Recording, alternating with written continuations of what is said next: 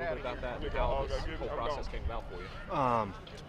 Didn't really know it was coming. To be honest with you, Coach Holgerson had approached me and told me that there's 2 weeks ago, about a week and a half or a week before spring break, that they decided to pick me for the special teams job, and first thing he asked me was if I wanted it, and he kind of chuckled, and I said, absolutely.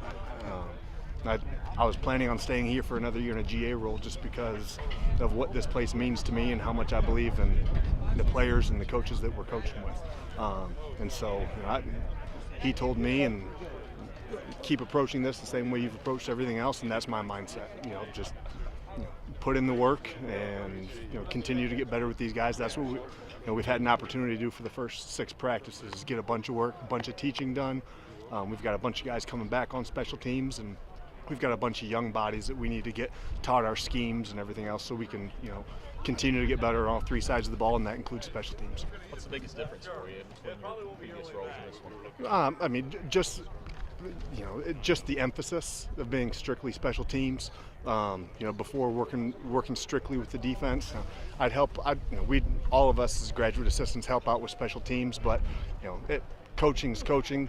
The hours of the job. There's obviously going to be a higher demand with a full-time role, but it's just a change of emphasis for me, focusing strictly on special teams, and then after taking care of that, my main duty, then I can still help out on defense where I can.